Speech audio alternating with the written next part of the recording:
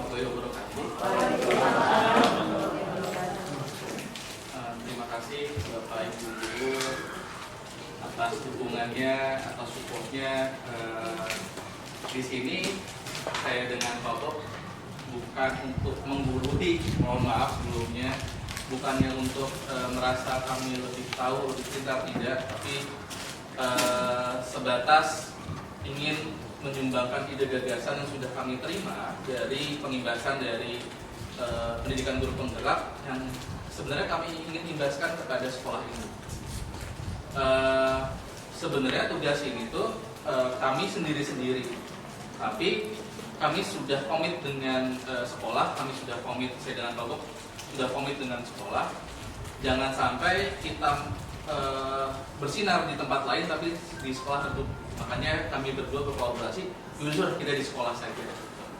Jadi kami di sini adalah desiminasi pemahaman dan penerapan budaya positif. Desiminasi itu kita pengimbasan tentang ide dan gagasan sudah kita dapatkan, kami dapatkan di pendidikan guru penggerak. Lanjut Pak Bob. Nah ini profil kami. Dua-duanya saya dengan Pak Bob. Mohon dukungannya selama nanti sampai Desember. Lanjut Pak Bob. Nanti udah Desember. Nah, semoga tidak Bu Cici. Mati lampu. Ya mati. Ininya seperti ini. Nah, ya. Maaf Pak. Nah, di sini saya meminta Ibu untuk tenangkan pikiran dulu, fokus kepada desiminasi ini. Jadi jangan berpikir dulu yang lain. Kalau kelasnya sudah itu ya izin ya, Bu kulit dulu ya. Iya, sudah dikondisikan. Oke, terima kasih. Ya, pasti udah. Sudah. Masih bergabung lagi. Ya, baik. Gimana Pak Bob? Bismillahirrahmanirrahim. Kegiatan kita hari ini tadi pembukaan. Kita awali dengan membaca Bismillahirrahmanirrahim. Bismillahirrahmanirrahim. Kedua adalah arahan kepala sekolah yang tadi sudah dilaksanakan di awal. Ketiga adalah materi diseminasi. Keempat ada refleksi. Selanjutnya Pak Bob. Nah, sebelum kita mulai masuk ke materi, ada pertanyaan pematik nih menurut Bapak Ibu Guru. Kira-kira setuju atau tidak dengan pertanyaan pematik ini? Hukuman dapat mendisiplinkan anak. Kira-kira setuju nggak sih? Tidak. Hukuman. Nah, ini kita secara general aja. Hukuman dapat mendisiplinkan anak. Kira-kira gimana? Menurut tadi Pak Haji Agus, tidak. Alasannya apa Pak? Anak akan Anak. dia taat aja pada waktu itu, tapi artinya akan balas. Nanti kalau dia udah seperti gurunya mau jadi guru, dia akan balas. Balas. Oke. Kalau dihukum, hukum itu negatif. Ya, hukuman itu negatif menurut Pak Haji ya. Oke. Nanti kita akan masuk ke materi, terus nanti kita refleksi kira-kira ada perubahan paradigma atau tidak. Hukuman dapat mendisiplinkan anak, setuju kira-kira tadi kata Pak Haji Agus? Tidak. Hukuman dapat mendisiplinkan anak berarti tidak setuju ya? Iya. Gitu, ada yang mungkin berpendapat lain? Nggak ada ya? Oke. Pemberian hukuman dengan hal positif seperti membaca atau membersihkan halaman sekolah dapat meningkatkan disiplin anak. Setuju nggak? Pemberian hukuman dengan hal positif seperti membaca atau membersihkan halaman sekolah dapat meningkatkan disiplin anak. Ini yang biasanya dilihat ketika di hari Senin ya. Tidak. Telat itu bersihkan Menurut saya sekolah. tidak. Menurut saya tidak. Menurut Ibu Iwin gimana? Tidak. Menurut Ibu gimana? Tidak. Alasannya? Karena kalau misalnya hukuman larinya ke membersihkan sekolah itu tidak ada korelasi. Dengan hal positif tadi kan bersihkan dengan baca. Kan hukumannya dengan hal positif. Membaca atau membersihkan Ya, halaman. berarti tidak ya. Tidak. Alasannya tidak Tidak ada korelasi. tidak ada korelasi, tidak ada hubungan. Sama saya juga tidak. Pak Haji, alasannya? Tidak. Jadi dia itu hanya menjadikan dia itu kalau disuruh membaca, Ya. dari tambah pintar, tapi dia tidak berubah. Tidak meningkatkan disiplin. Tidak meningkatkan disiplin, tapi hanya akan mengubah dia jadi pintar. Ya. Pintar, tapi tidak disiplin. Ya. membersihkan halaman sekolah itu bagus. Hmm. Dia akan ke sekolah bersih. Tapi disiplinnya bisa saja diulangi. Bahkan mungkin enakan ini ya, diulangi lagi. Enakannya aku. Suruh baca doang. Oh iya iya iya. Suruh bersih yang gini daripada belajar matematika dan Iya. kedisiplinan tidak akan mengubah. Tidak akan mengubah. Terima kasih Pak Adi. Ada lagi Bapak Ibu? Kalau tidak ada kita pertanyaan somatik ketiga. Memberi penghargaan dapat meningkatkan motivasi belajar anak. Setuju nggak? Setuju. Tidak. Siapa yang mau kasih tanggapan? Alasannya kenapa setuju? Ya, tadi silakan. Saya memberikan penghargaan dapat meningkatkan Motivasi belajar. jadi karena dapat penghargaan biasanya penghargaan dengan beberapa materi. Jadi ingin mempertahankan itu, malu kalau berikutnya semester berikutnya tidak dapat penghargaan, maka dia belajar lebih baik dan ingin lagi mendapatkan penghargaan lagi. Berarti kalau memberikan penghargaan ini sistem ranking ya?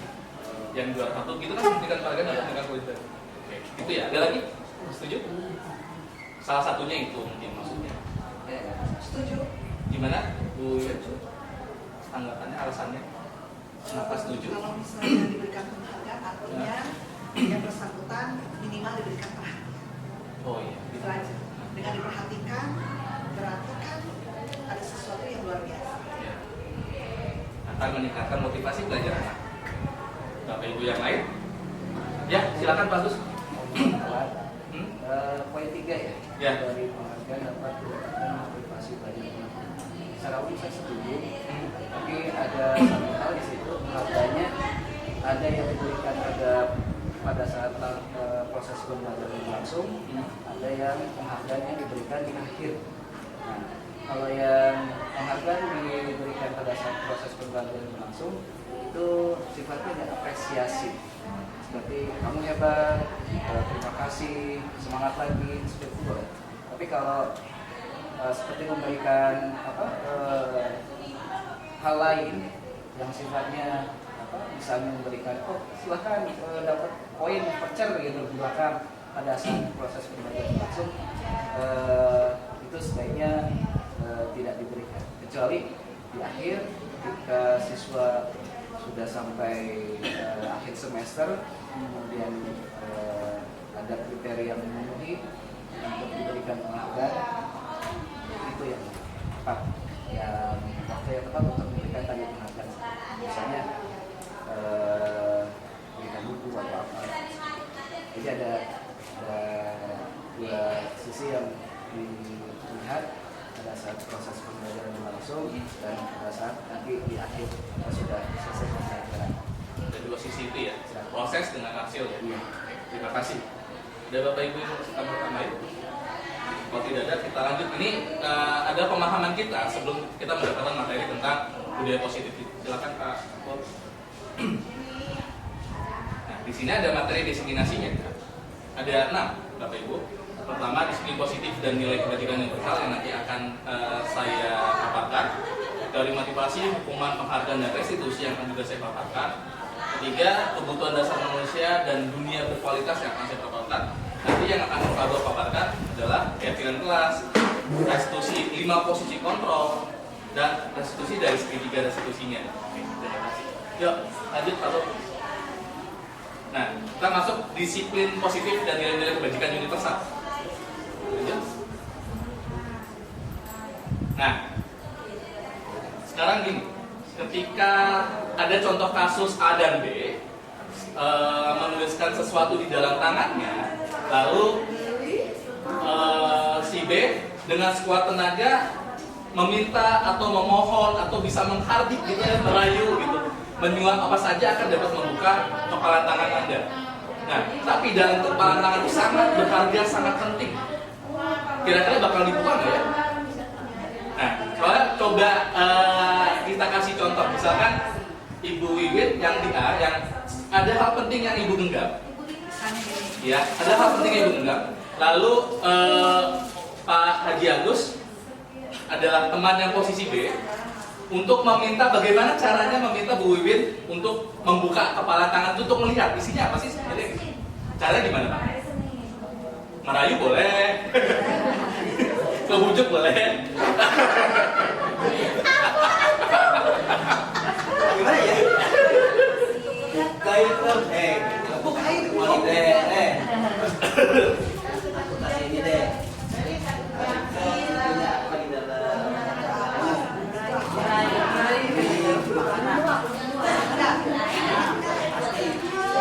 Iya. Banyak ada. Kurang. Kasih lagi. Satu lagi. Gimana nih bos? Sama. Nah. Nah, kan? Ya. Tuh mau Nah. dibuka. Jadi agak sulit ya. Terima kasih Pak Jagus dan Bu Wiwin. Tepuk tangan buat. Jadi dan telah mendemonstrasikan tentang paradigma. Jadi sebenarnya gimana sih kita ingin si kepala tangan itu terbuka kalau bukan dari internalnya ibu gitu yang untuk udahlah saya buka. Mau bagaimanapun faktor eksternalnya, mau dia merayu, mau dia mau bahasa kasar, mau tetap nggak buka nggak perlu dibuka. Kecuali adalah faktor diri sendiri. Lanjut Pak. Nah, ini perubahan paradigma teori kontrol. Ilusi guru mengontrol murid. Ilusinya guru mengontrol murid enggak. Murid mengontrol dirinya sendiri. Tidak guru yang mengontrol murid. Jadi semuanya harus berpihak pada anak, menghamba pada anak. Anak itu ketika dia lahir sudah akan dapat dia akan menjadi seperti apa, dia akan menjadi apa gitu. Lalu kedua, ilusi bahwa kritik dan membuat orang merasa bersalah dapat menguatkan karakter. Ya tidak bisa. Tetap dia akan merasa bersalah dan akan merasa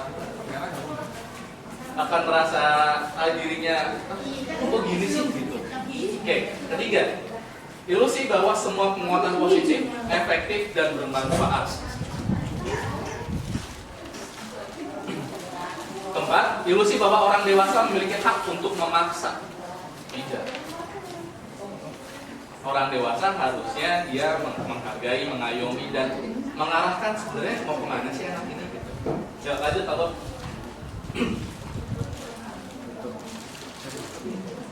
siapa sih yang sesungguhnya yang memiliki kontrol? Kalau stimulus responnya kita mencoba agar mengubah orang agar pandangan sama dengan kita. Kalau dari teori kontrolnya kita berusaha memahami pandangan orang lain tentang dunia. Jadi kalau saya ingin tadi orang bersama saya dengan pandangan yang sama, jadi kita berusaha dulu nih membuat orang lain itu sama pandangannya dengan kita. Jadi makanya di setiap visi misi itu ada persamaan persepsi dulu, baru kita mengarah tujuannya kemana. Lalu perilaku buruk dapat dilihat sebagai suatu kesalahan. Enggak, semua perilaku itu tujuan. Makanya waktu itu ada yang bilang, Bu Wiwin yang bilang karena tidak ada yang bermasalah. Karena setiap perilaku memiliki tujuan. Mungkin anak siswa itu, murid itu sedang mencari jati dirinya. Orang lain bisa mengontrol saya. Enggak, hanya kita yang bisa mengontrol diri kita. Ada pepatah mengatakan kita adalah apa yang kita pikirkan. Aku adalah apa yang aku pikirkan. Jadi terserah aku mau kayak gimana, bukan menurut dunia tentang kita. Saya bisa mengontrol orang lain. Paus. Apa ya? Paus dulu Pak? Kamera standby. Standby. Makanya tadi gua aja lewat. Sen. Ya, saya bisa mengontrol orang lain. Enggak. Kita tidak bisa mengontrol orang lain. Hanya tadi ya, hanya kita sendiri yang bisa mengontrol diri kita sendiri. Pemaksaan ada pada saat rujukan gagal. Dari kontrolnya, kolaborasi dan konsensus menciptakan pilihan-pilihan baru. Terakhir, model berpikir menang atau kalah. Dari kontrolnya, model berpikir menang dan menang. Tidak ada yang kalah. Oke, lanjut Pak Guru.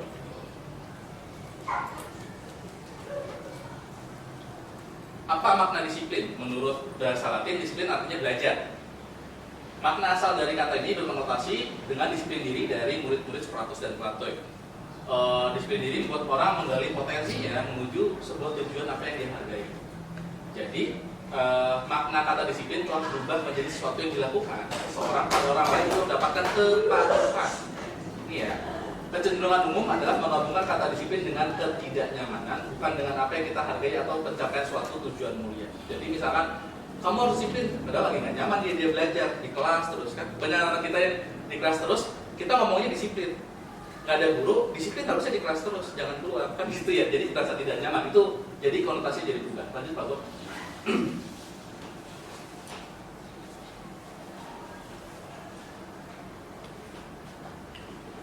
Kita akan bicarakan nilai-nilai kebajikan universal. Ada apa aja sih?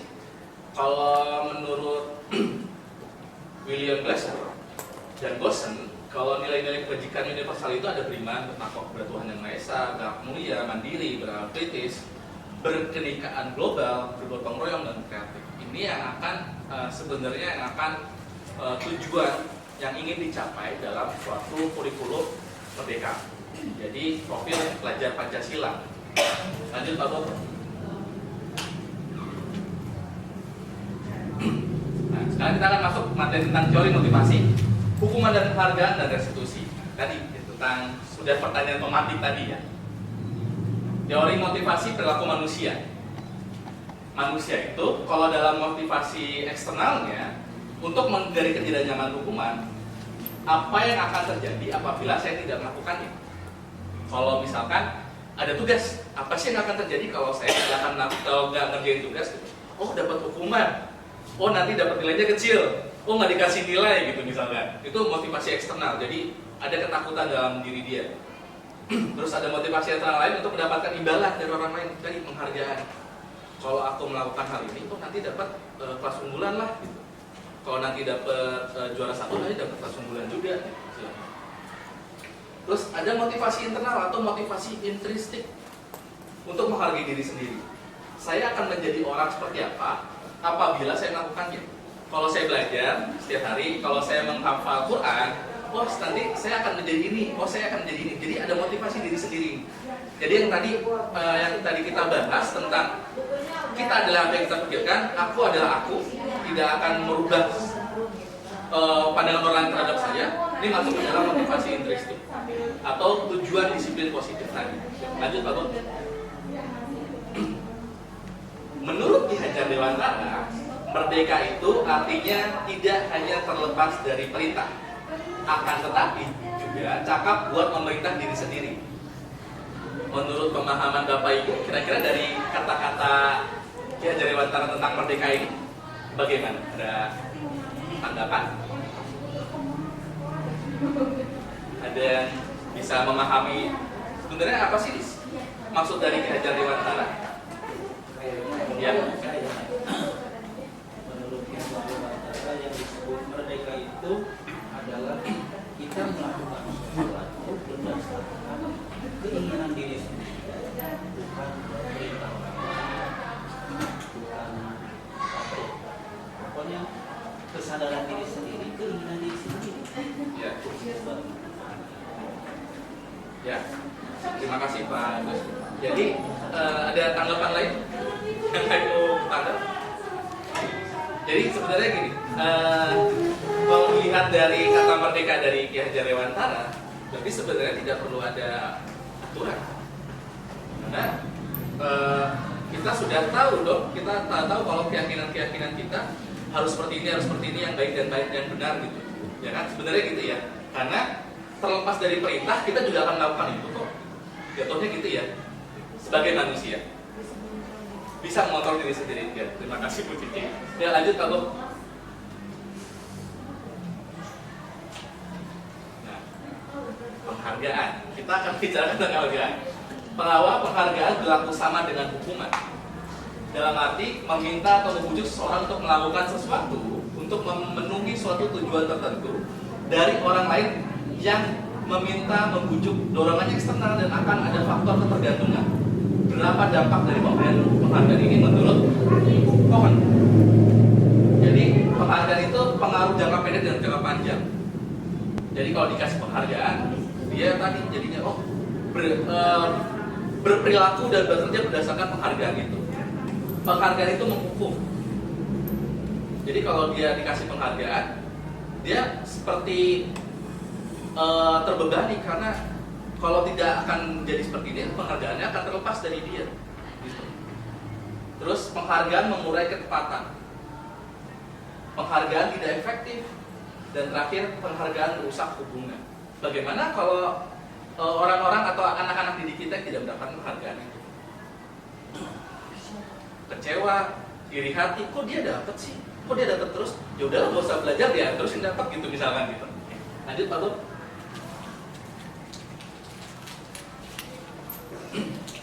Penghargaan menurunkan kualitas, penghargaan mematikan kreativitas.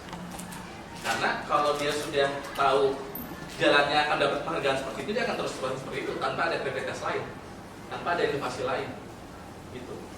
Penghargaan, motivasi, intrinsik. Jadi tidak ada penghargaan dari dalam diri sendiri. Yang kalau menurut dia, kalau saya ingin berbuat ini ya, itu dari diri saya, bukan dari faktor eksternal dan lain sebagainya. Dan lanjut Pak Bob. Nah, dalam memberikan apresiasi atau pengakuan perlu diingat beberapa hal. Beri pengakuan secara khusus, beri pengakuannya secara pribadi. Kalau misalkan Bapak Ibu kan pasti pernah menjadi wali kelas, pasti ada catatan wali kelas dong di situ. Kalau bisa yang menyentuh dari pribadi-pribadi anak murid kita, anak didik kita. Jangan, ayo semangat lagi dong belajarnya, cuma gitu-gitu aja kan setiap dari dulu ya. Jadi kita harus memberikan pengakuan secara khusus. Kamu tuh hebat loh gitu. Dalam kinestetiknya, bergeraknya. Karena kan anaknya nggak bisa diam di kelas gitu misalnya. Izin terus ke toilet gitu. Beri pengakuan kepada semua murid. Harus mengaku gitu. Kalau semua murid itu punya kelebihan masing-masing, punya keistimewaan masing-masing. Beri pengakuannya secara konsisten, fokus pada proses, bukan pada hasil. Kok anak ini jelek terus sih gitu. Kok anak ini malas mulu gitu. Prosesnya tidak kita lihat, tapi kita lah hasilnya saja. Harusnya kita proses yang kita harus fokuskan, bukan pada hasil. Yuk, lanjut Pak Bob. Nah ini contohnya. Kemarin saya perhatikan rasa empatimu besar sekali pada saat menolong murid baru di kelas kita. Itu kalau ada pembuka nilai kebajikannya empati tadi situasinya ketika dia menolong murid. Saya menghargai kepedulianmu pada saat kamu membantu teman-teman di tugas kelompok. Tadi nilai kebajikannya kepedulian, jadi ada nilai kebajikan, nilai-nilai kebajikan universal, empati, kepedulian. Terakhir, terima kasih untuk rasa tanggung jawabmu pada saat kamu memungut kertas yang bersihkan di lantai. Jadi kita memberikan pengakuan apresiatif kebajikan kepada murid. Setiap yang murid lakukan itu baik. Jangan ketika kita melihat murid itu berperilaku positif, kita melihatnya biasa. Tapi ketika melihat murid berperilaku negatif, kita langsung menjudge gitu, tanpa memberikan apresiasi kepada murid yang sudah berperilaku positif. Lanjut Pak Bro. Nah, menurut Bapak Ibu nih, kira-kira di sini kan ada hukuman, ada konsekuensi. Yang pemahaman Bapak Ibu dulu aja ya. Menurut Bapak Ibu, kalau poin 1 mencatat 100 kali di dalam satu kalimat, saya tidak akan terlambat lagi karena datang terlambat ke sekolah. Kira-kira hukuman atau konsekuensi? Hah? Hukuman. Apa kira-kira Pak Bob? Coba diklik. Kuncinya. Oh iya, benar, hukuman. Kedua, lari mengelilingi lapangan basket 2 kali karena terlambat hadir di sekolah. Hukuman atau konsekuensi? Konsekuensi. Hukuman atau konsekuensi? Hukuman. Konsekuensi. Kenapa untuk konsekuensi Bu Haji? Kenapa konsekuensi Bu Haji? Kalau konsekuensi karena mungkin sudah disepakati. Karena sudah disepakati. Ya. Kalau hukuman? Kalau hukuman mungkin pada waktu itu jadi langsung buat keliling misalkan. Oke. Kita lihat jawabannya apa Pak Bob? Hukuman. Karena dia terlambat hadir ke sekolah. Bukan gara-gara pelajaran PJOK, gitu istilahnya ya. Nah, ketiga, murid diminta push up 15 kali karena tidak menggunakan masker ke sekolah. Kira-kira apa? Hukuman atau konsekuensi? Kenapa? Hukuman ini tidak menggunakan masker Ke sekolah. Oke, yuk kita lihat jawabannya Pak Bob. Hukuman. Karena tidak relate. Karena tidak dalam. Nah, iya gitu. Terima kasih Pak. Pakai masker kok push up gitu. Oke, kita lihat dulu lagi. Menggantikan kertas tugas teman yang telah dicoret-coret, konsekuensi atau hukuman? Konsekuensi. Oke, jawabannya apa Bob? Konsekuensi. Mulai paham ya? Mulai paham. Oke. Membersihkan tumpahan air di meja, tulis karena tersenggol pada saat belajar. Oke, jawabannya. Nah, selanjutnya, murid disuruh untuk menggunakan sepatu seharian di sekolah karena tidak menggunakan sepatu hitam. Hukuman ini yang Apa? hukuman. Lanjut, Pak Bob. Hukuman. Terakhir, lari keliling lapangan basket 2 kali karena terlambat 10 menit untuk pelajaran PJOK. Kira-kira? Iya, udah paham berarti deh. Lanjut, Pak Bob. Alhamdulillah. Seneng banget ini. Iya. Nah, ini perbedaannya ya, perbedaan hukuman dan konsekuensi. Hukuman itu sesuatu yang menyakitkan harus terjadi. Kalau konsekuensi sesuatu harus terjadi. Membuat anak sakit untuk jangka waktu lama, membuat anak merasa tidak nyaman dalam jangka waktu pendek. Itu konsekuensi. Anak membenci kedisiplinan, anak menghargai kedisiplinan. Nah, tadi kalau pelajaran PJOK dia telat, ya dia harus lari dulu untuk dia supaya apa? Supaya bugar. Kalau tadi tidak terlambat ke sekolah kok lari, ya tidak berkaitan. Hukumannya paksaan, konsekuensinya itu stimulus tanggapan, mendorong anak menyakiti diri sendiri, mendorong anak agar mudah menyesuaikan diri. Konsep diri yang buruk, konsep diri yang baik. Anak belajar untuk menyembunyikan kesalahan, anak belajar untuk mematuhi peraturan. Marah, merasa bersalah, dipermalukan, merasa tak dihargai, kehilangan hak, dibuat tidak nyaman, diasingkan untuk sementara. Lanjut, Pak Bob. Kita masuk ke restitusi. Apa sih itu restitusi? Restitusi itu adalah proses menciptakan kondisi bagi murid untuk memperbaiki kesalahan mereka sehingga mereka bisa kembali pada kelompok mereka dengan karakter yang lebih kuat. Restitusi juga merupakan proses kolaborasi yang mengajarkan murid untuk mencari solusi untuk permasalahan mereka dan membantu murid berpikir tentang orang seperti apa yang mereka ingin menjadi dan bagaimana mereka harus memperlakukan orang lain. Jadi intinya restitusi itu kita mendorong murid atau anak didik kita untuk mereka bisa menemukan solusi dari permasalahan yang mereka sedang hadapi. Jadi jangan kita yang, yaudah kamu kayak gini ya, gitu. Nggak ada kata-kata itu.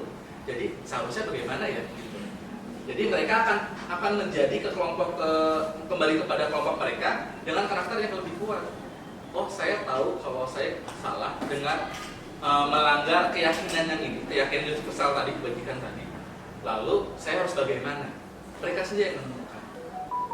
Karena dari motivasi intrinsik tadi dari dalam diri sendiri, bukan dari faktor eksternal atau faktor manapun. Lanjut Pak Bob.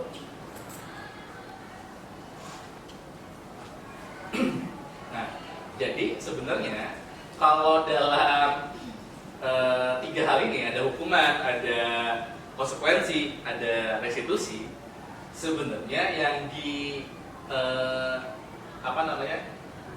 yang baik atau yang diharapkan atau yang saya udah kata-kata aja bingung yang disodorkan kepada pemerintah, kepada guru-guru adalah dari restitusinya, walaupun dengan identitas yang sukses semua. Tapi ini perbedaannya. Kalau hukuman itu sesuatu yang menyakitkan, kita hilangkanlah hukuman dari pola pikir atau pola pikir kita sebagai guru. Kita hilangkanlah hukuman. Konsekuensi dan restitusi mungkin masih bisa kita pakai lah, gitu. Tapi kalau konsekuensi itu sesuatu yang bisa jadi, kalau restitusi sesuatu merupakan pilihan. Ada pilihannya nih. Kamu mau kayak gimana? Terus kalau konsekuensi kan kalau kamu telat, kamu gini, gitu kan? Kalau kamu tidak mengerjakan tugas, kamu gini. Kalau restitusi, kalau kamu tidak mengerjakan tugas, menurut kamu baiknya gimana? Jadi harus ada pilihan dari anak sendiri yang akan memecahkan masalah itu. penguatan untuk murid anak dalam jangka waktu panjang, korban mendapatkan ganti, murid anak mendapatkan penguatan, ini yang restitusi ya. Masalah terpecahkan, murid belajar bertanggung jawab untuk perilakunya, fokus pada pemecahan masalah dalam jangka waktu panjang. Lalu apa yang kamu yakini, apa yang bisa kamu lakukan untuk memperbaiki masalah ini. Intinya dari restitusi itu, murid atau anak menghormati dirinya dan orang lain. Lanjut Pak Bob. 9 ciri-ciri restitusi. Bukan untuk menebus kesalahan, tapi untuk belajar dari kesalahan. Nggak ada yang harus menebus kesalahan, nggak ada. Kesalahan itu adalah pengalaman. Jadi bukan untuk menebus kesalahan, tapi belajar dari kesalahan itu. Memperbaiki hubungan, memberikan tawaran bukan paksaan. Kayak kamu telat, kamu harus kayak gini, itu paksaan. Tapi kalau kamu telat, kamu harus kayak gimana nih? Jadinya, kalau untuk memperbaiki ini. Restitusi menuntun untuk melihat ke dalam diri. Solusinya gimana nih kira-kira gitu kan? Ke anak. Restitusi mencari kebutuhan dasar yang mendasari tindakan. Restitusi diri adalah cara yang paling baik. Restitusi fokus pada karakter bukan tindakan. Restitusi fokus pada solusi. Restitusi memberikan murid yang berbuat salah pada kelompoknya. Ketika mereka sudah meyakini kalau dia salah, nilai kebajikan mereka salah yang mana, keyakinan mereka salah yang mana. Jadi ketika dia bisa mencari solusi terus memperbaiki hubungan, jadi dia bisa, murid akan kembali kepada kelompoknya dengan karakternya. Lanjut, Pak Bob. Oke, ini materi saya terakhir, kebutuhan dasar manusia dan dunia berkualitas. Yuk. Manusia itu ada 5 kebutuhan. Jadi kebutuhan bertahan hidup, makan, minum, istirahat dengan nyaman, kasih sayang dan rasa diterima, kekuasaan atau dia penguasaan, oh saya bisa gitu, kebebasan dan kesenangan. Jangan lupakan ini, karena murid kita adalah juga manusia. Jadi seorang murid juga butuh dasar-dasar manusia ini, butuh dasar manusia ini. Ketika bertahan hidup ya murid pasti butuh minum, butuh makan dan butuh istirahat dengan sesuai dengan waktunya. Lalu penguasaan, ketika murid sudah merasa, oh aku udah bisa, nah, dia udah merasa berkuasa tuh dia udah bisa menguasai materi tuh. Jadi kalau dia, oh aku udah bisa nih gitu, gampang, udah menguasai materi. Kalau misalnya kebebasan, kok belajarnya di kelas aja ya, kok belajarnya kedengerin aja ya gitu kan, berarti dia butuh kebebasan tuh Pak. Jadi sebenarnya si murid ini butuh kebebasan, butuh sesuatu yang dia inginkan, yang baru gitu. Lalu kasih sayang dan rasa diterima. Jangan biasanya yang kita ingat adalah nama-nama anak yang pintar dan anak-anak nama-nama yang sikapnya negatif, positif, itulah yang nakal, yang kita sebut nakal gitu. Padahal semuanya harus kita sayangi, harus kita terima. Oh kamu kayak gini ya, kita harus melihat dari sisi positifnya si anak itu dan kesenangan. Bagaimanapun anak murid juga butuh kesenangan.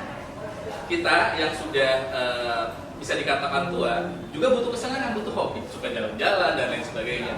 Jadi ketika anak di dalam kelas terus, kira-kira bosan dan butuh ada permainan mungkin yang membuat ice drinking lah, saya kira-kira gitu ya, Bapak Ibu. Lanjut Pak Bu.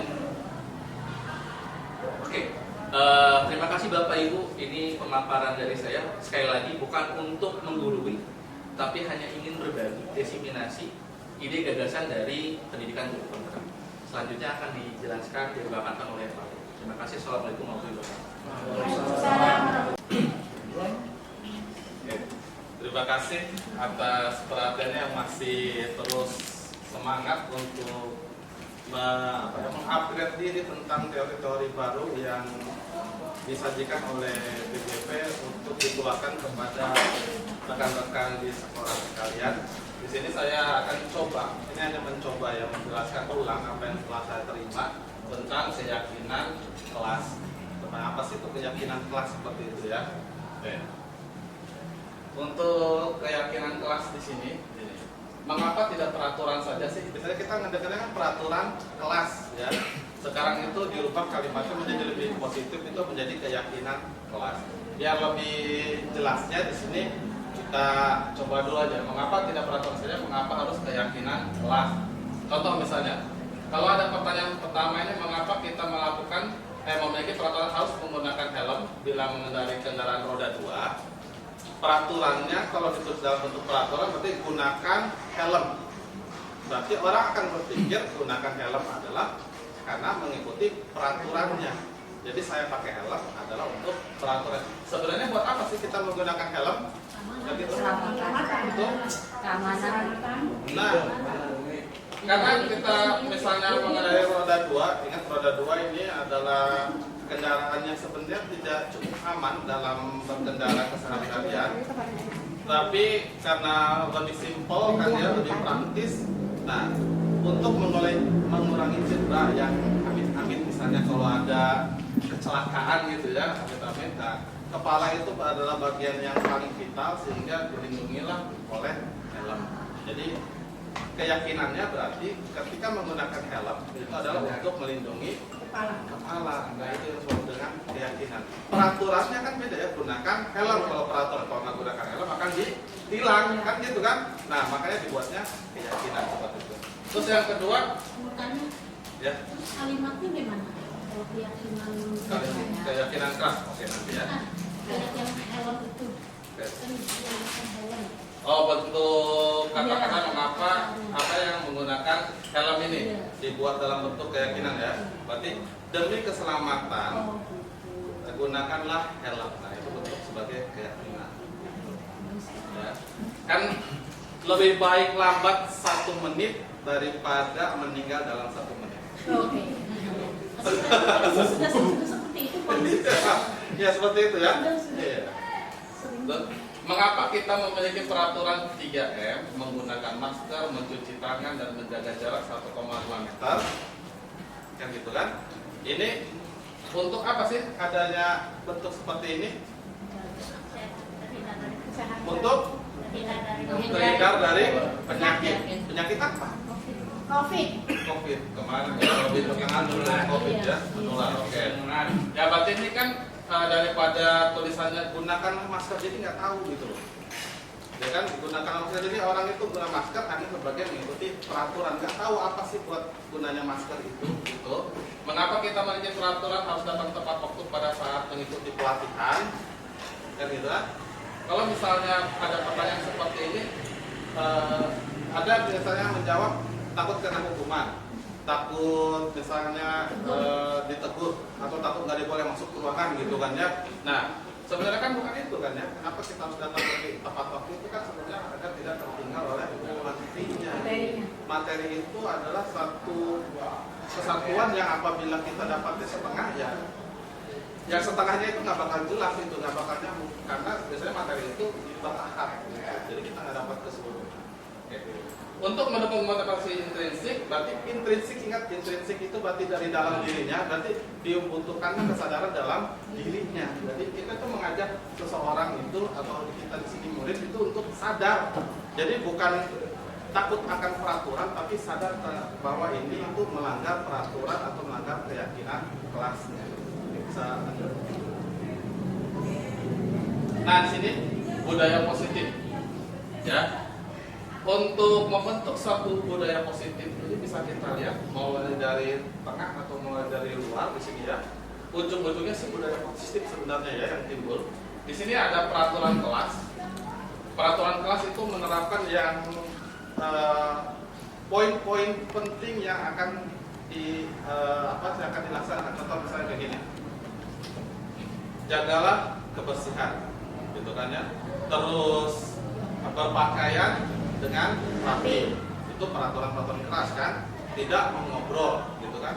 Nah, peraturan keras ini nanti dikembangkan lagi menjadi keyakinan kelasnya, nanti dalam bentuk kalimat-kalimat yang positif. Nanti kita pelajari tentang kalimat positif ya. Terus yang diinginkan apa sih ketika tahu sadar akan keyakinan kelas, tahu dengan peraturan kelas adalah lingkungan positif. Berarti lingkungannya maksudnya dalam kelasnya. Diharapkan nanti dalam kelasnya dia ada kelas itu lebih tertata atau lebih kondusif dalam pembelajaran gitu ya. Terus hasil yang diinginkan lagi nanti adalah budaya positif untuk di keseluruhan atau dalam satu sekolah. Jadi ibaratnya mulai dari kelas, jadi untuk menularkan menjadi budaya yang positif. Oke. Nah, sekarang ini, yang mana yang merupakan keyakinan kelas? Ada yang berwarna hijau, ada yang berwarna putih. Boleh dipilih mau hijau mau yang putih, mana yang disebut dengan keyakinan kelas?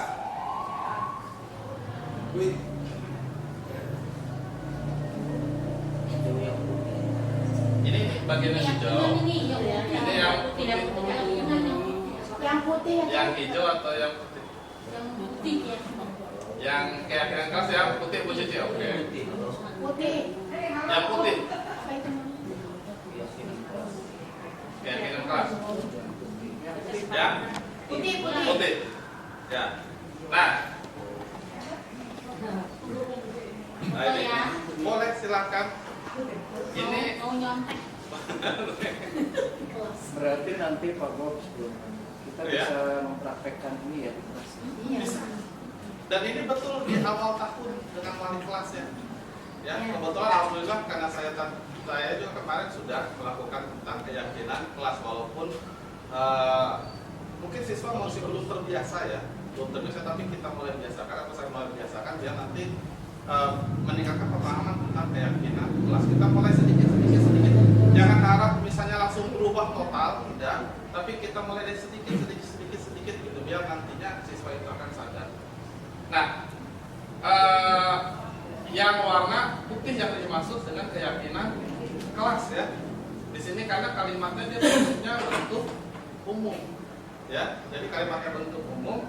Sedangkan kalau yang peraturan kelas itu yang berwarna hijau. Jadi langsung to the point kalau peraturan kelas bukan. Oke. Dari keyakinan kelas itu, ya kan, keyakinan kelas itu. Nah, sebaiknya itu timbulnya dari siswa. Jadi ditanyakan dulu ke siswanya, kira-kira ingin kelas itu seperti apa sih, gitu loh. Ya, setelah kita ambil dari ide-ide dari siswa, bisa kita arahkan atau bisa kita dampingin atau misalnya kita betulkan bahasanya. Gitu. Kadang-kadang siswa bahasanya suka bahasa anak ya, bahasa siswa ya. Jadi kita arahkan, kita dampingin seperti itu. Nah ini tentang keyakinan kelas. Mungkin bisa.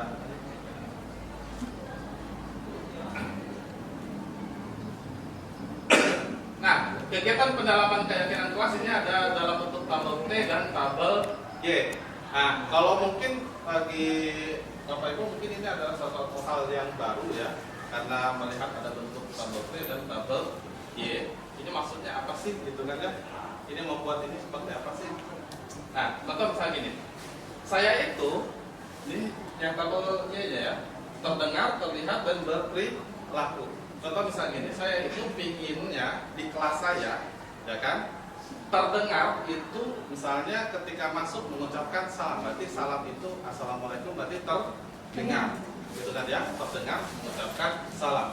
Terus terdengar juga mengucapkan terima kasih ketika meminjam, ya kan, meminjam. Jadi terdengar mengucapkan terima kasih. Jangan ketika mengembalikan, kembalikan itu pinjam. Kembalikan aja, tapi tidak ada ucapan gitu ya.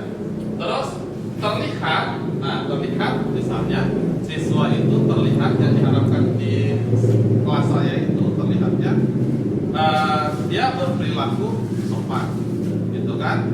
Dia berperilaku sopan, itu terlihat seperti itu.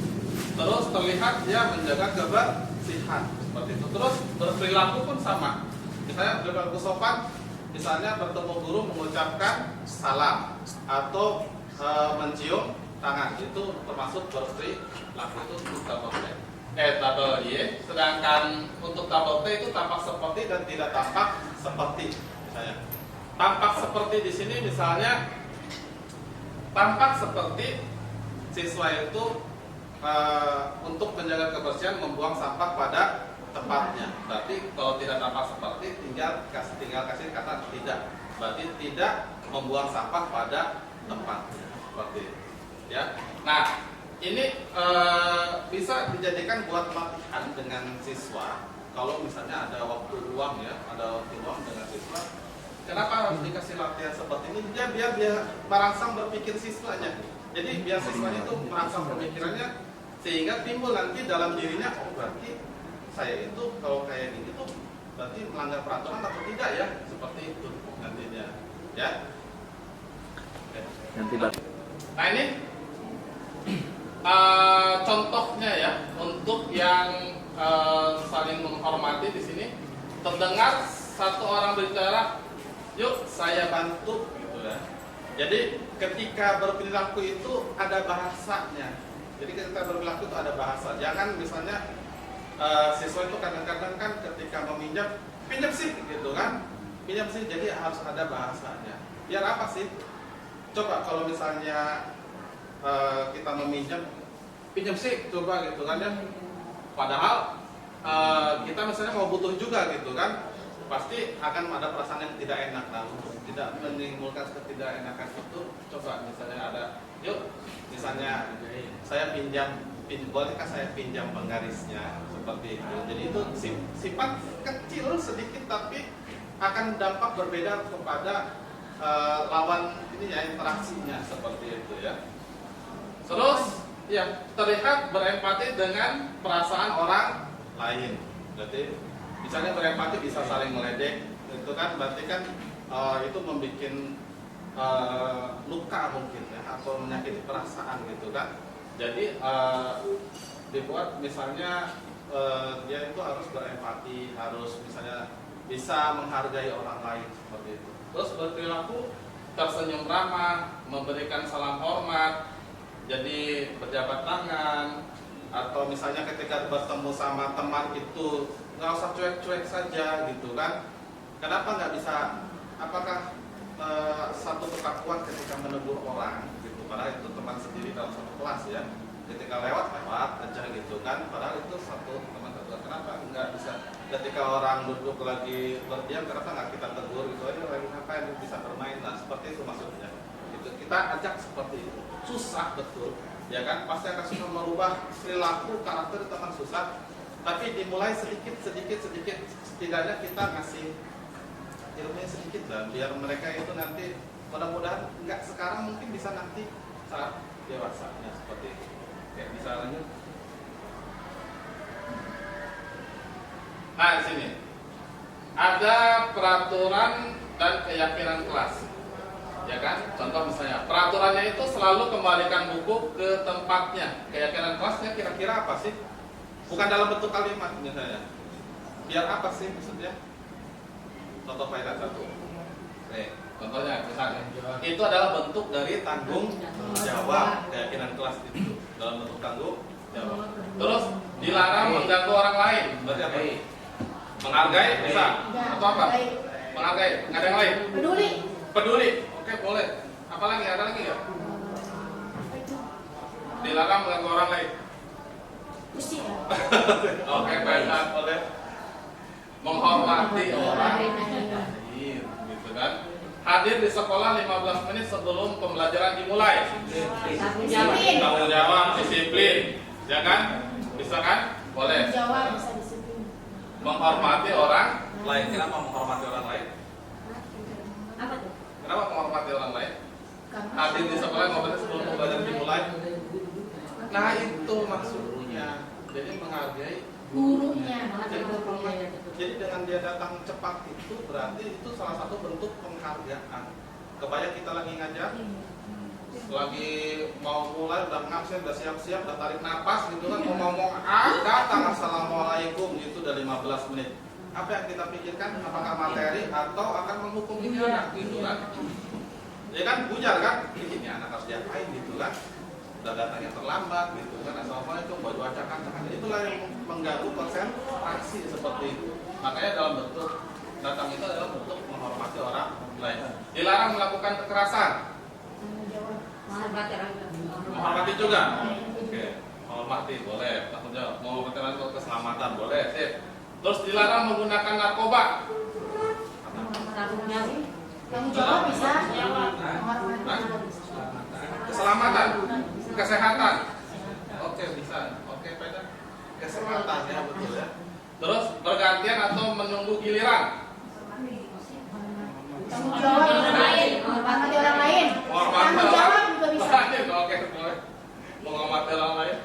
Gunakan masker. Kesehatan. Jangan berlari di kelas atau koridor. Keselamatan bisa. Keselamatan, kesehatan. Oke, menghormati.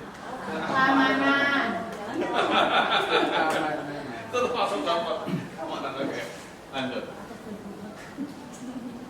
Nah, ini 5 posisi kontrol. Nah, ini adalah materi yang saya dapatkan dan ini mulai sedikit merubah ya tentang 5 posisi kontrol.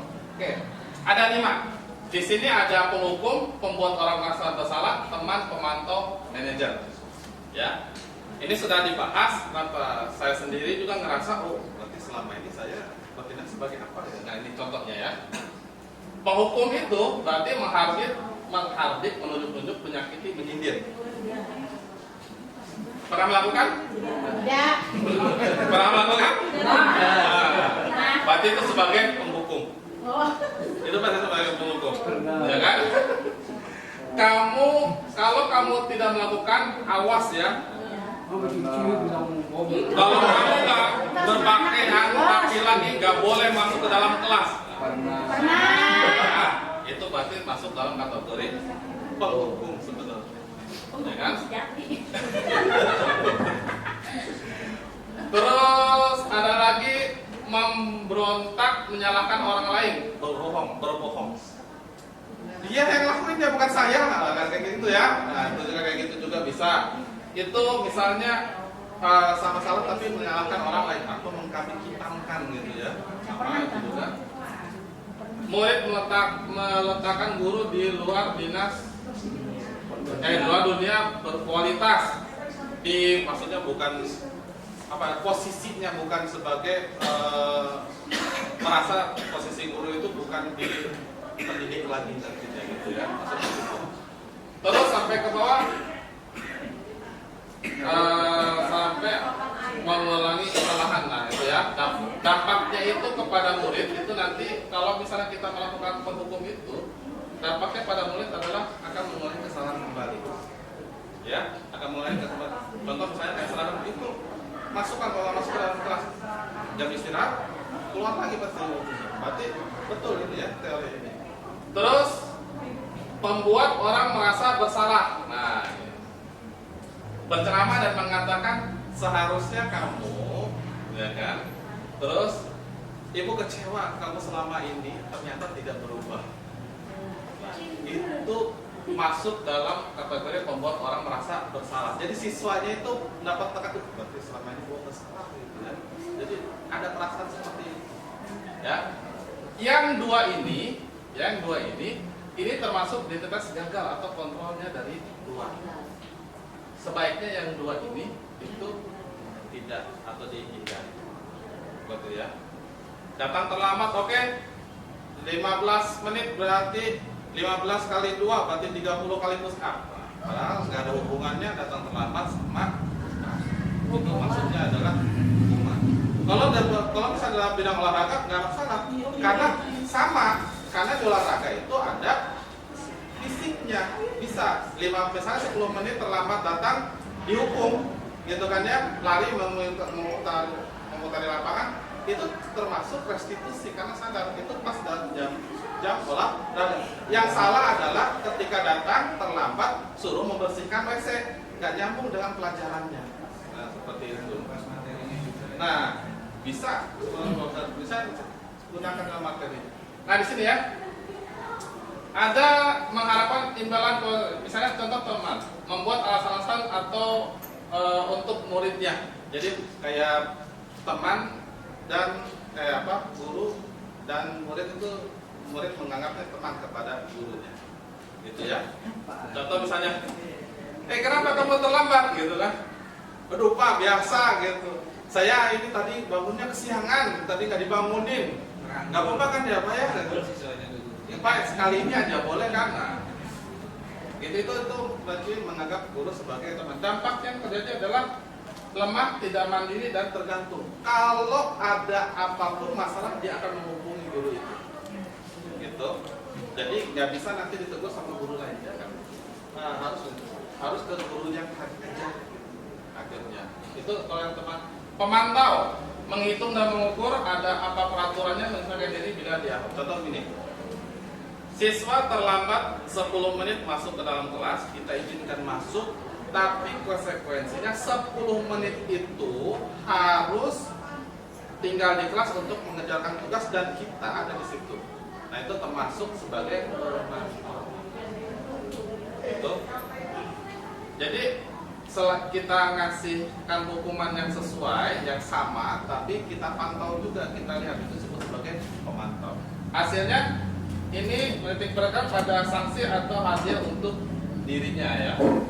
Nah yang kita pelajari yang kita terapkan yang ini, yaitu di posisi manajer, di mana menggunakan nanti segitiga restitusi. Jadi masalah yang ada itu kita tanyakan ulang kepada siswanya, apa yang salah dan apa yang telah kamu perbuat itu penyalahan aturan atau tidak. Biar apa? Biar yang merasa bersalah itu adalah siswanya. Oh saya ini salah berarti melakukan ini, sehingga yang memecahkan masalahnya juga siswanya, bukan dari gurunya. Jadi timbul pemecahan masalah juga dari siswanya. Diajak berpikir siswanya, kenapa kamu dikategorikan bersalah. Nah, kalau yang seperti ini nanti dia bisa mengevaluasi diri bagaimana cara memperbaiki dirinya. Karena dia diajak untuk berpikir untuk memecahkan masalah. Nanti kita bisa lihat dalam bentuk videonya ya. Oke, silakan.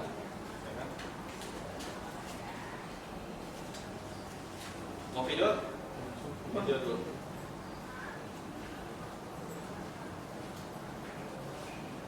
Mau video ini apa?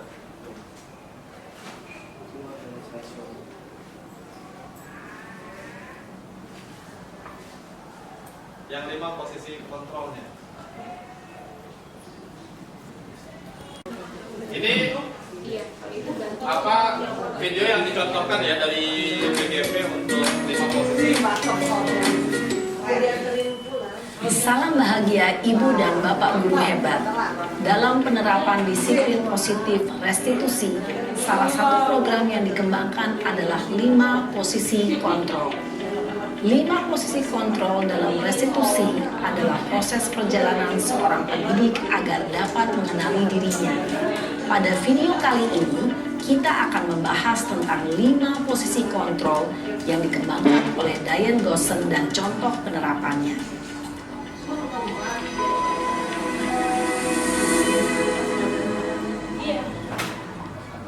5 posisi kontrol itu adalah 1.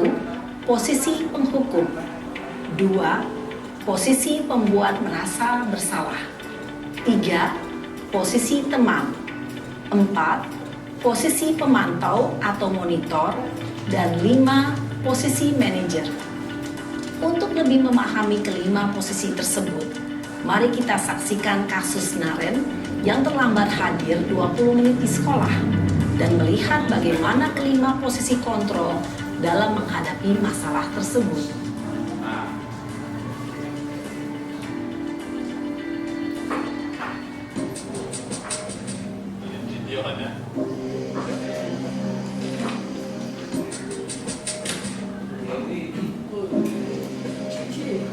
Naren! Sini kamu! Selamat pagi, Bu. Selalu terlambat. Kamu deh, pasti terlambat. Maaf, Bu. Saya Apa? Apa coba? Alasan kamu apa lagi? Kapan sih kamu tidak terlambat? Malas sekali ya kamu jadi anak. saya Dasar pemalas. Gak kapok-kapok sih kamu. Sudah berapa kali terlambat? Sana, kamu keliling lapangan basket 2 kali. kenapa saya harus keliling lapangan basket, Bu? Kenapa? Kamu melawan ibu? Berani-beraninya jawab. Sudah terlambat, masih berani jawab pula. Sekarang, keliling lapangan basket 5 kali sekalian. Biar kapok. Cepat. Pergi sana ke lapangan basket. Di posisi penghukum. Posisi penghukum biasanya berbicara dengan nada tinggi, menghardik, menunjuk-nunjuk, menyakiti, dan menyindir. Hukuman bisa berupa fisik maupun psikis. Ibu dan Bapak Guru hebat, Dampak yang terjadi pada murid ketika guru berada pada posisi penghukum adalah murid cenderung akan memberontak, bahkan menyimpan dendam.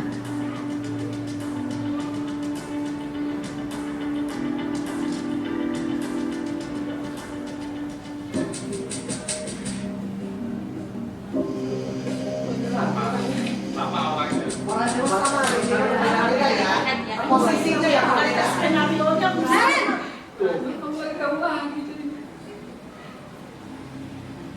Selamat pagi Bu.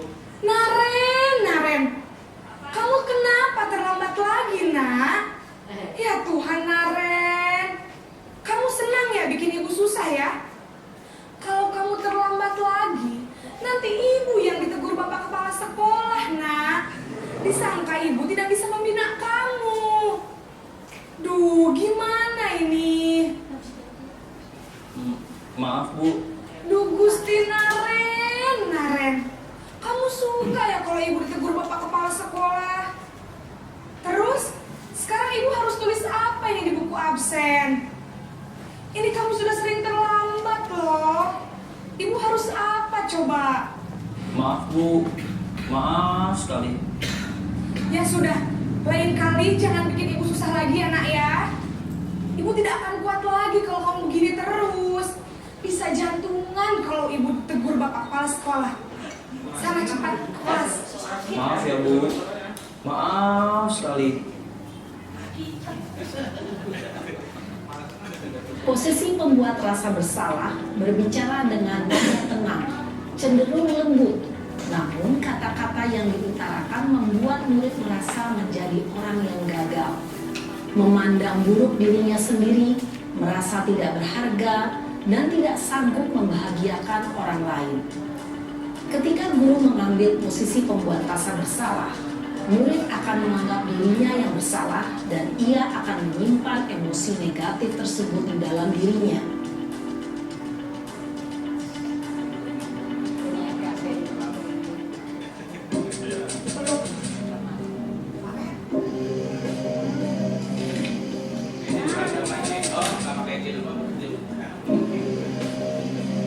Naren,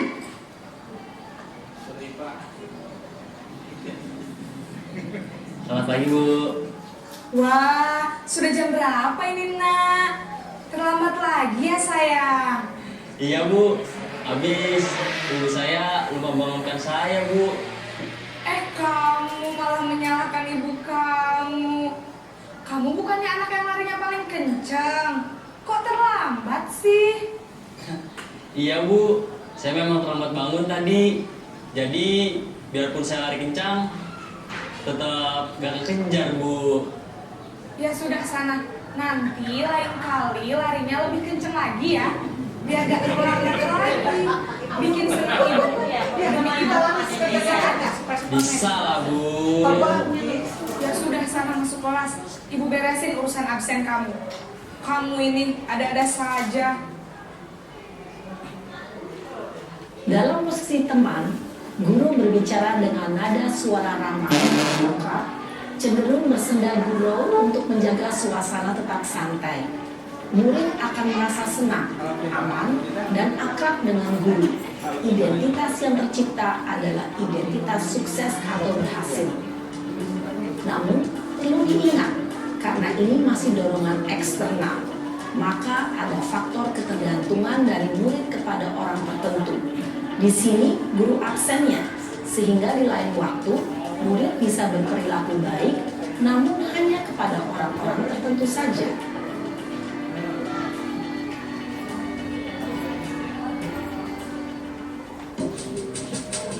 Naren,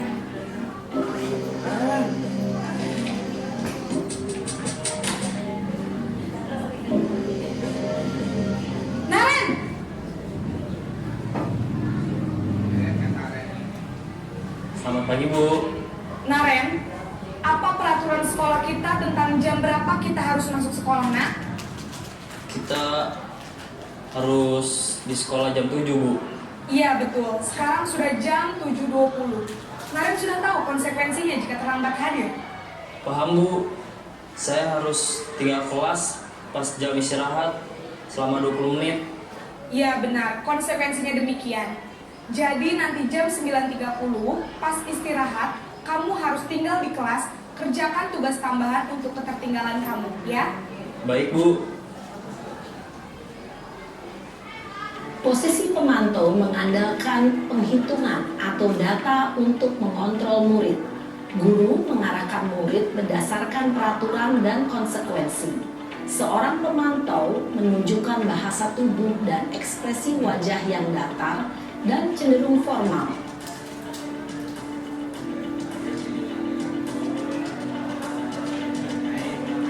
Nah ini yang terakhir, ini yang posisi manajer yang diharapkan ada ya. Ini yang paling posisi manajer ini. Kan harusnya ngomong ngambil kesimpulan. Bukan kesimpulan yang mana. Naren! Terus jangan. Selamat pagi, Bu. Selamat pagi, Naren. Maaf, Bu. Saya terlambat. Iya, sekolah masuknya jam 7, sekarang sudah jam 7.20. Jadi sekarang bagaimana ini, Naren? Maaf, Bu. Saya lupa setel alarm saya semalam. Baiklah, menurut kamu, keyakinan sekolah yang mana yang perlu kamu tingkatkan? Menghargai diri sendiri dan orang lain mungkin ya, Bu. Setuju. Jadi, apakah Naren meyakini prinsip saling menghormati tersebut? Iya, Bu. Saya meyakininya. Apakah Naren bersedia memperbaiki masalah keterlambatan ini? Bersedia, Bu. Bagaimana kamu akan perbaiki masalah keterlambatan ini? Saya akan coba untuk tidak lupa menyetel alarm saya, Bu. Baik, kalau Naren lupa menyetel alarm di rumah, ada orang yang kira-kira bisa bantu mengingatkan tidak? Ada, Bu. Kakak saya, Kak Emma. Ada lagi selain Kak Emma? Selain Kak Emma, ada ibu saya. Baik, jadi yang mengingatkan Naren adalah Kak Emma dan ibu kamu ya? Kira-kira akan mulai setel alarm kapan nih, Naren? Setelah pulang sekolah, akan segera saya lakukan. Baik, jadi Naren akan setel alarm untuk bangun besok pagi dan akan diingatkan oleh kakak dan ibunda Naren ya. Ada lagi yang mungkin perlu dilakukan, Naren? Agar tidak terlambat bangun lagi. Tidak ada, Bu. Baik, Naren. Terima kasih untuk kerjasama kamu. Sekarang kamu perlu kembali ke kelas untuk belajar. Baik, Bu. Terima kasih. Posisi manajer adalah posisi kontrol yang disarankan untuk membimbing murid memiliki sikap disiplin yang positif, yaitu murid yang mandiri, bertanggung jawab, dan dapat memecahkan masalah. Tujuan dari posisi ini adalah agar murid dapat berefleksi atas tindakannya. Guru akan dengan tulus memberikan pertanyaan-pertanyaan bermakna, sehingga membuat murid dapat belajar dari kesalahannya dan mencari sebuah solusi untuk menyelesaikannya. Ibu dan bapak guru hebat, setelah mengamati adegan kelima posisi kontrol tadi, kira-kira posisi mana yang paling ideal? Posisi mana yang dapat menunjang motivasi intrinsik murid? Ya, tentu posisi manajer. Posisi ini memang posisi ideal yang ingin dituju setiap pendidik. Pada posisi inilah, guru dapat menerapkan disiplin positif yang berpihak pada murid, yang memerdekakan murid. Perjalanan seorang pendidik tentunya tidak mudah untuk sampai pada posisi seorang manajer. Namun, tujuan kita pasti, yaitu menciptakan murid-murid yang mandiri, merdeka, dan bertanggung jawab. Semoga penggambaran 5 posisi kontrol yang telah diperlihatkan ini dapat menjadi ajang refleksi bagi kita semua, agar dapat terus mengasah dan menerapkan disiplin positif yang memerdekakan murid. Mari terus berlatih dan bersemangat. Selamat menerapkan. Salam dan bahagia Ibu dan Bapak Guru hebat. Nah itu tadi tentang 5 posisi kontrol, kira-kira kalau ditanya Bapak Ibu selama ini ada di posisi yang mana sih? Semua. Iya, benar semua. Sikon anak. Iyalah kalau anak yang rajin mah nggak masalah. Tapi anak yang tadi lain lagi gitu. Ada 5 tadi kan, posisi sebagai pemukul, pemantau, terus membuat rasa bersalah, teman dan Manajer. Seringnya di kalau pemantau pernah pemantau pernah Sering teman. sering teman berarti 2 ibu 1 2 hukum sama teman atau enggak ya. Nah jadi saya kecewa sekali dengan kamu membuat orang merasa bersalah. Ini ada kata-kata di sini ya, kata saya kecewa sekali itu kata kunci ya, jadi ada kata kunci. Terus kamu tidak pernah benar melakukannya, berarti dia sebagai penghukum. Terus ayolah lakukan demi ibu atau bapak, itu berarti dia sebagai teman.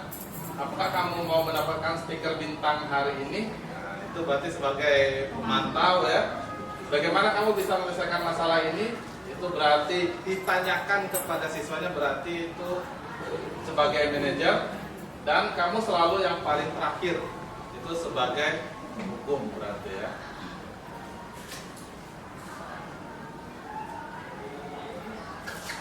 Lanjut.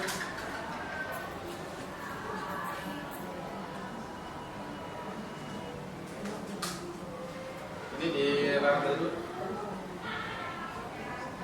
Langsung segitiga restitusi itu. Oke, ini tentang segitiga restitusi. Ini yang sebenarnya ada pada posisi manajer ya, ada posisi manajer. Contoh misalnya gini. Ketika awal tadi Naren datang, maka ditanyakan dulu ya, ditanyakan dulu alasannya. Jadi distabilkan dulu identitas atau menstabilkan identitasnya. Contoh misalnya gini, misalnya ada orang atau anak lagi main-main gitu kan ya, lagi bermain, terus dia tidak sengaja melempar bola atau menendang bola terlalu kencang sehingga terbang mengenai kaca dan pecah gitu kan ya. Nah, untuk menstabilkan identitasnya kita jangan langsung kenapa itu bisa pecah. Jadi kita buat dulu dia itu untuk berpikir terlebih dahulu. Contoh misalnya apa yang kamu lakukan sehingga kaca yang ada di kelas itu bisa pecah gitu kan. Saya bermain bola, misalnya kan, main bola terus adanya kekencangan. Nah, untuk menstabilkan identitas kita tanyakan lagi. Betul untuk memperoleh tadi kan kebutuhan dasar manusia ada satu kesenangan ya. Jadi untuk memperoleh kesenangan itu betul kita butuh adanya bermain seperti itu ya. Tapi pelanggaran apa yang sudah kamu langgar sehingga kaca itu menjadi pecah? Jadi kita stabilkan dulu, setelah itu validasi kebutuhannya, terus menanyakan keyakinannya tentang apa yang bisa kamu perbuat untuk memperbaiki kaca tersebut yang pecah. Apakah mau diganti atau misalnya menyuruh orang atau dia yang bekerja menggantinya. Jadi nanti akan timbul pemecahan masalah yang dari anaknya. Jadi nggak yang kita tentukan, kamu karena itu kamu ganti, tidak. Bisa siapa tahu dia karena dia bisa berlatar belakang misalnya orang tuanya bisa membutuhkan kaca, ya siapa tahu bisa orang tua yang dibawa ke sekolah seperti itu. Ya, oke lanjut. Nah di sini kata-kata untuk yang menstabilkan identitas, di sini ada kata-kata kuncian di sini. Berbuat salah itu hal yang manusiawi, tidak ada manusia yang sempurna. Bapak Ibu juga buat salah, kita pasti bisa menyelesaikan permasalahan ini. Bapak Ibu tidak tertarik untuk mencari tahu siapa yang benar, siapa yang salah, seperti itu ya. Ini kata-kata kunci untuk menstabilkan identitas. Walaupun ini kata kunci, di luar dari ini pun tidak ada masalah. Ya, ini mah hanya sebagai kata kuncinya saja. Jadi mau di luar dari itu pun tidak masalah untuk menstabilkan identitas. Kita lanjut lagi. Nah, di sini untuk validasi kebutuhan ini membantu murid mengenali basic atau kebutuhan dasar yang ingin dipenuhinya ketika melakukan kesalahan. Ya, contoh misalnya guru berkata, kamu bisa saja kan melakukan hal yang lebih buruk tapi kamu tidak melakukannya. Jadi kita maksudnya setelah kita stabilkan, kita validasi kebutuhannya dia gitu kan ya, misalnya dia butuh kesenangan, butuh apa itu kita fasilitasi seperti itu. Terus apa pentingnya bagi kamu? Kamu boleh tetap berusaha menjaga sikap itu, tapi tambahkan sikap yang lain yang baru, misalnya maukah kamu belajar cara lain untuk mendapat yang kamu butuhkan tanpa harus memukul, gitu kan? Atau misalnya maukah kamu mendapat kesenangan tanpa harus mencederai orang lain, nah, seperti bentuk-bentuk seperti itu. Itu termasuk dalam proses validasi kebutuhan. Oke, next. Dan aku basic seperti ini. Jadi biar anak yang kira-kira saya bisa melakukan apa untuk memperbaiki kesalahan saya, atau misalnya perbuatan saya salah sehingga saya harus seperti apa gitu, apa yang saya lakukan. Jadi anak yang harus berpikir, diajak untuk berpikir gitu kan. Betul, misalnya kalau misalnya bertanya itu pasti susah, pasti akan ada-ada, tapi ketika kita praktekkan ternyata dengan segitiga restitusi ini yang saya alami sendiri gitu ya, ketika saya berbagi peran dengan teman CGP, ternyata dengan posisi manajer, kalau bagi saya lebih mengena kepada saya gitu kan, karena terus saya berarti saya salah gitu, salah, kira-kira apa sih yang harus bisa saya lakukan? Baterai habis. Nah, ini pokoknya maksudnya kalau di luar dari ini, ingat ya, di luar dari ini itu nggak masalah, ini hanya sebagai kata-kata kunci saja seperti itu doang, sebagai kata kunci. Lanjut.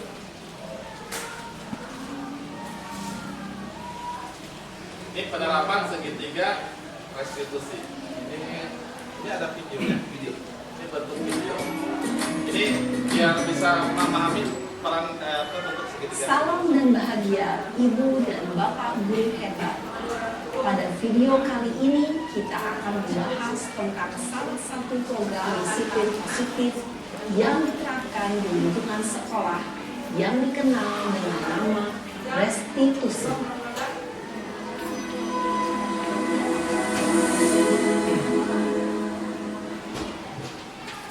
Restitusi dikembangkan oleh pakar pendidikan Brian Dawson, berlandaskan pada teori kontrol Dr. William Glasser. Segitiga restitusi adalah suatu proses dialog yang dijalankan oleh guru atau orang tua agar dapat menghasilkan murid yang mandiri dan bertanggung jawab. Pada saat guru di posisi murid, aspek yang dikembangkan pada murid adalah motivasi intrinsik, sehingga penanaman nilai-nilai kebaikan dapat tumbuh dan berkembang menjadi suatu kebiasaan positif yang akhirnya membentuk karakter. Proses dialog ini terdiri dari 3 langkah yang digambarkan pada ketiga sisi pada segitiga restitusi. Sisi pertama adalah menstabilkan identitas. Sisi yang kedua adalah validasi tindakan lisan. Dan sisi yang ketiga adalah menanyakan keyakinan. Ibu dan Bapak guru, berikut ini akan ditunjukkan bagaimana seorang guru berada dalam posisi manajer menggunakan penerapan segitiga restitusi.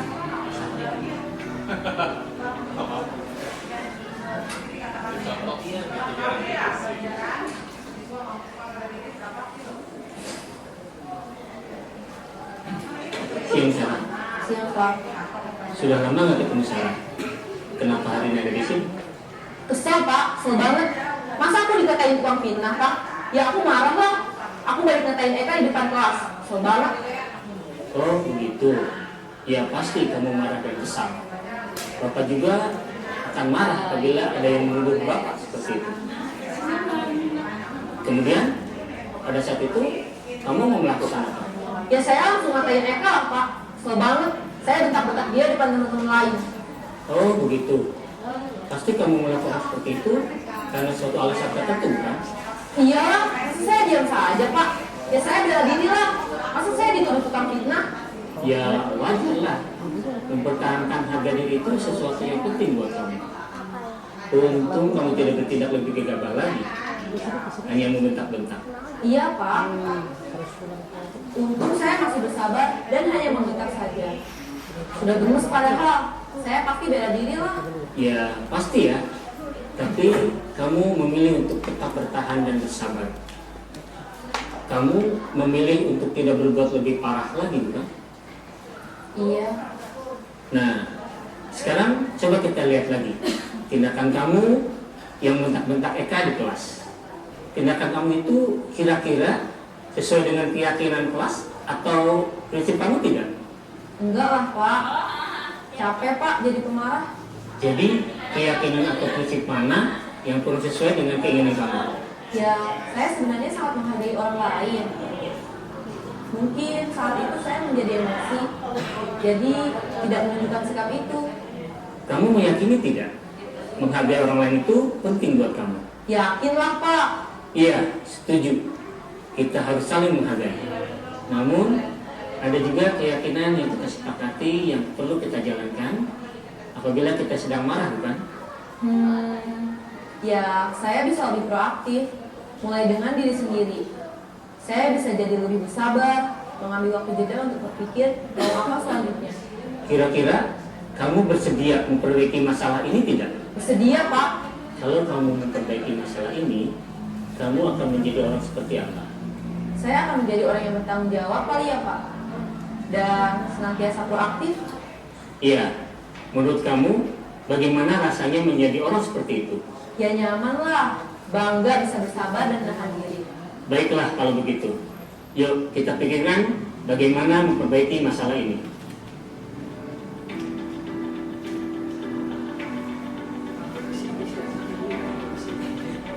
Ibu dan Bapak guru hebat, baru saja kita menyaksikan contoh bagaimana seorang guru berada dalam posisi mengajar menggunakan penerapan segitiga restitusi. Mari kita bahas satu persatu.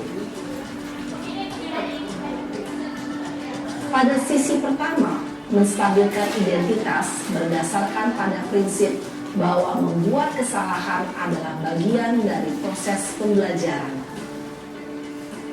Sisi pertama dari segitiga ini berperan menggeser identitas murid dari identitas gagal ke identitas sukses. Murid yang sedang bertingkah laku yang tidak pantas atau menarik diri saat itu sedang mengalami identitas gagal. Bila kita mengkritiknya, maka posisinya tidak akan berubah. Kita bisa mengajukan pernyataan-pernyataan ini. 1. Membuat kesalahan sesuatu yang wajar. 2. Manusia tidak ada yang sempurna. 3. Kita bisa memperbaiki masalah ini. 4. Saya tidak menanyakan kesalahannya. Saya lebih fokus bagaimana memperbaiki masalah ini. 5. Apakah saat ini kamu tengah menjadi orang yang baik untuk dirimu sendiri? Pada sisi kedua, validasi tindakan yang salah berlandaskan pada prinsip bahwa setiap perilaku berupaya memenuhi suatu kebutuhan tertentu.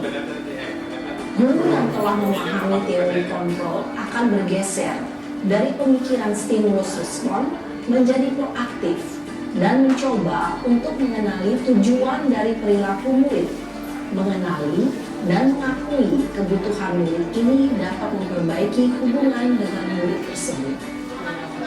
Pernyataan atau pertanyaan bisa disampaikan dengan nada suara tidak menghakimi atau memojokkan, sehingga dapat mengembalikan murid pada posisi positif.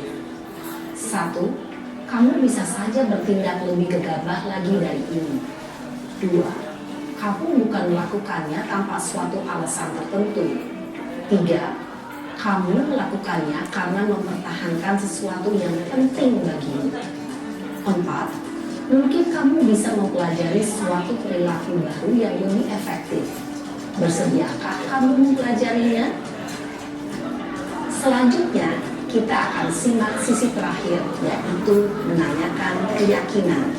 Teori kontrol menyatakan bahwa pada dasarnya kita termotivasi secara intrinsik.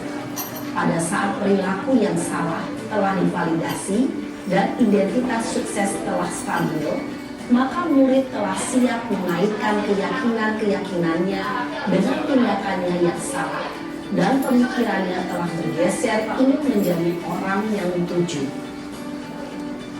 Pertanyaan-pertanyaan ini dapat mengaitkan keyakinan-keyakinan yang dianut murid. 1. Sebagai keluarga atau kelas, apa yang kita yakini? 2. Nilai-nilai apa yang telah kita sepakati? 3. Seperti apa gambaran sebuah kelas yang ideal bagi kami? 4. Kamu ingin menjadi orang seperti apa?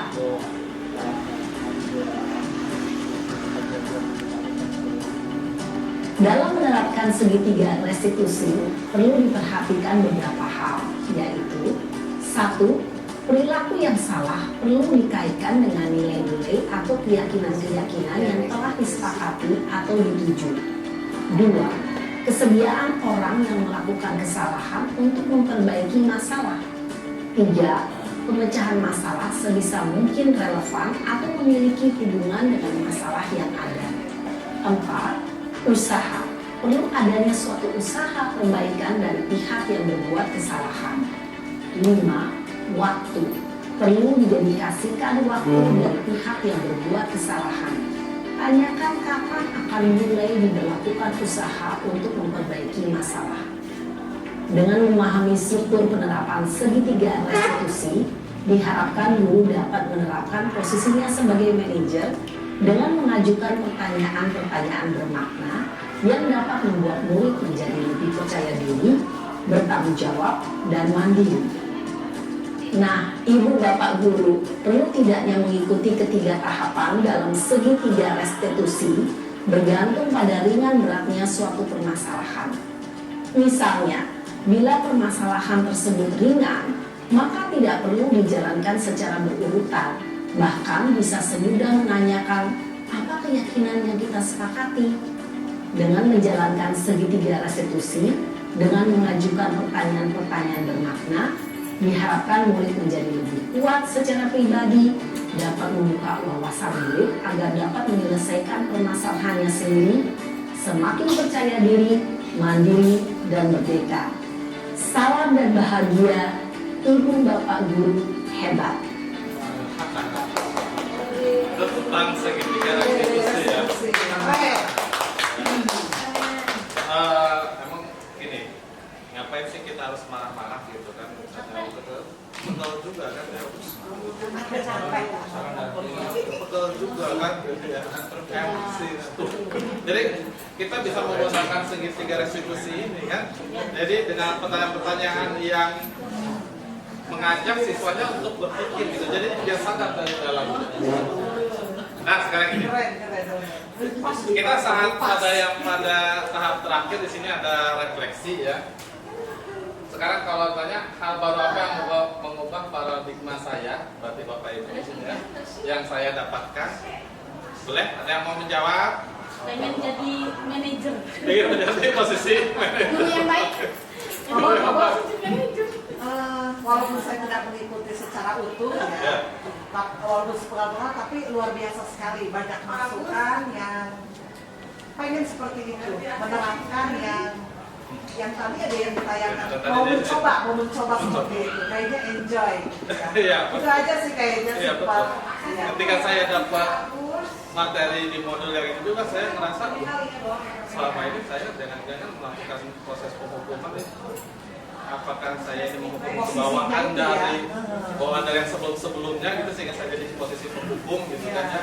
Makanya di sini dirubah coba kalau misalnya kita menggunakan segitiga restitusi biar nggak ada balas dendam yang berlanjut gitu ya. Terus perasaan yang muncul sama mengikuti inspirasi ini, perasaan Bapak Ibu bagaimana? Ingin mencoba. Bersalah kok bisa?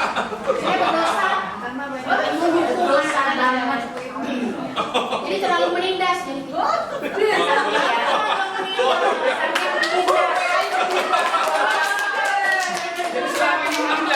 Tapi menyadari itu luar biasa ya. Jadi kita ingin menjadi lebih baik lagi, mencoba.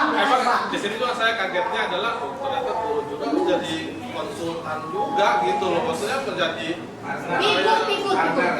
jadi Dia apa ditunggu di situ? hampir posisinya hampir kayak BK gitu ya posisinya. Kalau peran seperti apakah yang saya telah lakukan selama mengikuti destinasi ini? Bosan, jadi saya akan menjadi abang yang seperti apakah setelah mengikuti destinasi ini? Jadi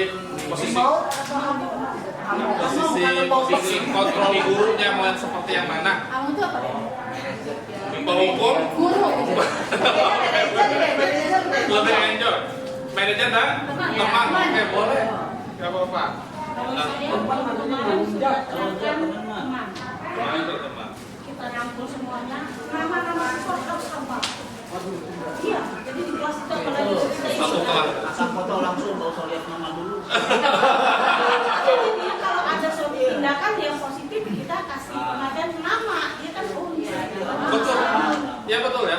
Kadang saya juga sama alumni tuh nanya gitu kan, ketika kita lupa dengan namanya kan mungkin dia ngerasa aduh saya nggak dikenal gitu kan. Padahal dulu maksudnya padahal kalau kita kan dari kecil ke besar ya luar biasa banyak ya, sehingga mungkin ada satu faktor yang kita ingat. Tapi kalau ingat dengan namanya gitu ya, itu satu mereka itu kayak wow gitu. Jadi kelas sedikit tapi luar biasa, dampaknya sedikit padahal luar biasa. Iya, Let's go, dengan refleksinya.